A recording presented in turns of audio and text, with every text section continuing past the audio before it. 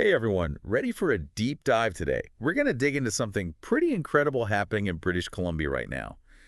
It involves mining, but stick with us because this is about way more than just digging up rocks. Yeah, it's a really interesting story about how a group of First Nations bands are taking a totally different approach to mining on their land. So we're talking about the Citxw Nlaka'pamux Assembly, or CNA for short. They represent 8 different First Nations bands near Merritt, BC. Beautiful part of the world. Absolutely stunning. Yeah. Mountains, valleys, you name it.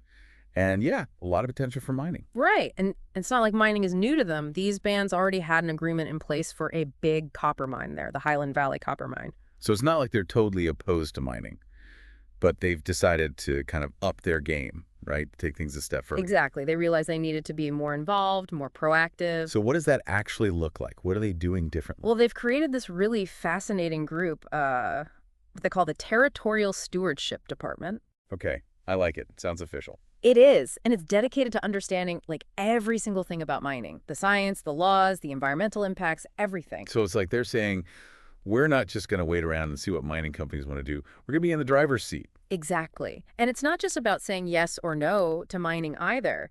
This department is looking at the entire life cycle of a mine from the very beginning when they're just exploring to when a mine closes down and what happens to the land after that. Which, when you think about it, isn't something most people consider, Yeah. right? Like what happens to a mine after it closes. It's not like they just pack up and everything goes back to normal. Exactly. And that's where the CNA's approach is so important. They're thinking long-term about the impact on the land, the ecosystem, the people, for years to come. Which makes a lot of sense, especially when you're talking about communities who have such a deep connection to the land. And speaking of which, the article we read about this mentioned something called NTTMX processes. Oh, yeah, that's a really cool part of all this. Oh, what exactly does that mean? Well, it basically refers to their traditional laws and practices for taking care of the land. So it's like a set of guidelines that have been passed down for generations. Right. And they're using that knowledge, that wisdom, to inform their decisions about mining today. So they're blending ancient knowledge with modern science. Exactly. It's a really powerful example of how traditional knowledge can be used to address contemporary challenges.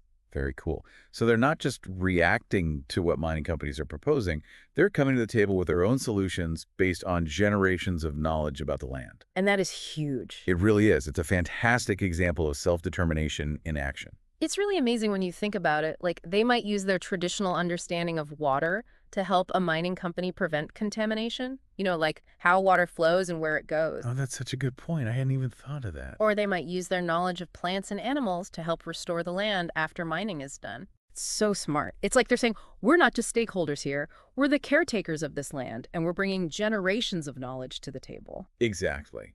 And it's not just about protecting the environment either. It's about preserving their cultural heritage, which is so deeply tied to the land. Great, like all those stories and ceremonies and traditions that have been passed down for generations. It's all connected to the health of the land. It really is.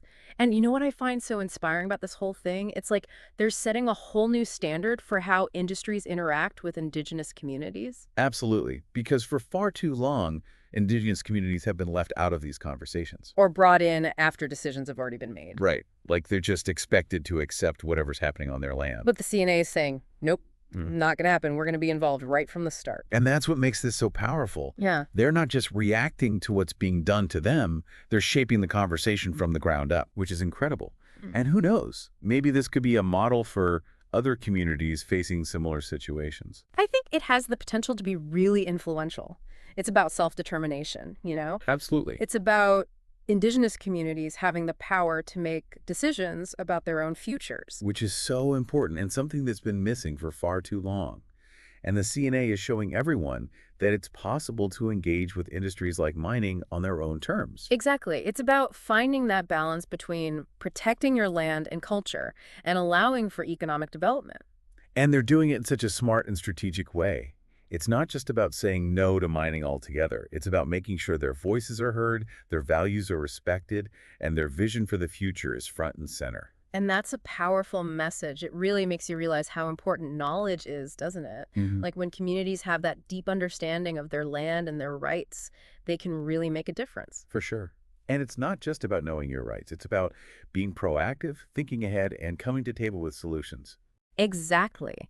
And the CNA is thinking generations ahead, not just about what's best for today, but for 7 generations down the line. Which honestly is a pretty incredible concept when you think about it. Like in our day-to-day lives, it's hard enough to plan for next week, let alone 7 generations from now. Right. It's a whole different way of thinking. It's about recognizing that we're all connected to the land and to each other, and that the decisions we make today have a ripple effect on the future. So true. And the CNA's focus on the entire life cycle of a mine, not just the immediate profits. It really highlights that long-term vision. It makes you wonder what would happen if everyone approached things that way, right? Not just mining, but all kinds of resource management. It's a really interesting question, because this story isn't just about one mine in BC. It's about a much bigger shift that's happening. Oh, absolutely. It feels like a real turning point. Like Indigenous communities are reclaiming their power and their voices are getting louder and stronger. So what's the biggest takeaway here? What did we learn from this deep dive? For me, it's that it is possible to change the game.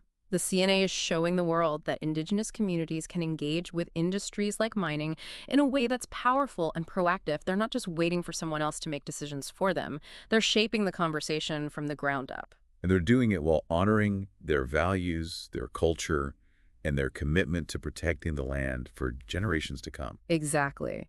It's a story of knowledge, determination, and a deep, deep respect for the land. It's incredibly inspiring. And a great reminder that change often starts with a small group of people who are willing to stand up and say, we can do better. So thank you for joining us on this incredible deep dive. We'll see you next time.